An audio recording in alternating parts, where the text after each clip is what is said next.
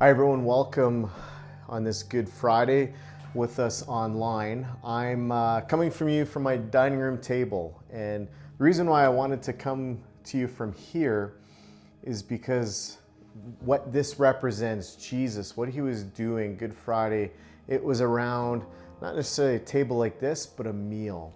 We refer to it as the Last Supper. You might have a picture in your head of a table like this, maybe people reclining, and the specifics culturally how it was isn't as important as the meal. This actually was the Passover meal. This would have been like Easter meal that you have every year, Christmas dinner that you have every year. For Jesus and his disciples, the Passover meal was something that they had every single year. And it was a looking back and remembering. And this to understand Jesus and what he was saying, we need to understand Passover a little bit. And for the Jewish people, they celebrated this to remember how God brought them out of slavery and how God rescued them. If you remember the story of Moses, maybe this would be a good season to sit down and watch something like the Prince of Egypt, a movie like the Prince of Egypt or the Ten Commandments to kind of remind you a little bit, or open your Bible and read the story of Moses again. But there's been all these plagues of Moses trying to get his people, the Jewish people, out of Egypt. And finally it was the last plague. And this is where the angel of death was going to come, and any home that did not have blood of a lamb spread on the doorposts, their firstborn child would die. And if there was that blood, the angel would pass over that house. And so that's where we get the name the Passover from. And so when they had this meal, when a Jewish family had the meal, the Passover meal, it was all about remembering what God did, rescuing them out of slavery. And when that evening happened and firstborns were dying all over Egypt, the Jewish people were let go, and so they had to quickly bake some bread. And so they baked some unleavened bread that didn't need to rise, have the time of the yeast working and rising. It was just a quick bread that was unleavened that they took with them. And so part of this Passover meal and this remembering was them passing around this unleavened bread. And Jesus would have passed around, but Jesus did something different with this particular Passover meal.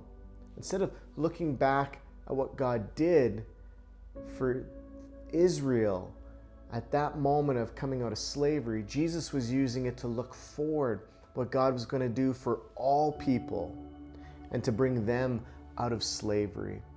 Jesus said, "This bread, it's my body that's going to be broken for you."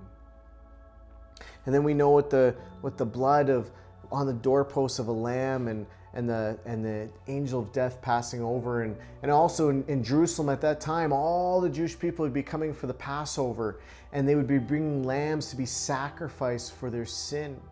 And Jesus, as they pass the cup around, he says, "This is my blood being spilt for you." He's taking the symbolism and what's happening with Passover, and he's saying, God brought the Jewish people out of slavery, but now God, through me, wants to bring all people out of slavery. Slavery to their pride and their brokenness, slavery to their egos and their lust and their selfishness. All the things that we are a slave to. Jesus is saying, I can help you to not be a slave to that anymore, to be free. And it would have blown the disciples' mind, because instead of looking back to the Passover, they're looking forward to what Jesus is doing for them. And so this Good Friday, I just want to encourage you, could you take a moment, could you take some time as a family and participate communion together, and do communion in such a way that you're looking forward to Jesus setting you free. In the notes below this video, you'll see a couple of links to a few different things. One of them is just to print out on just some of the things to think about for communion. Maybe it has some verses to read and just some points to ponder as you do communion in your home.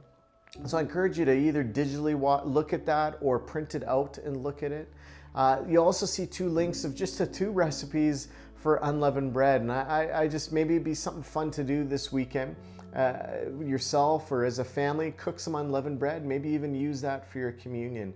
But I just encourage you to take a moment and just participate in communion together as a family and reflect on the freedom that Jesus has brought for you.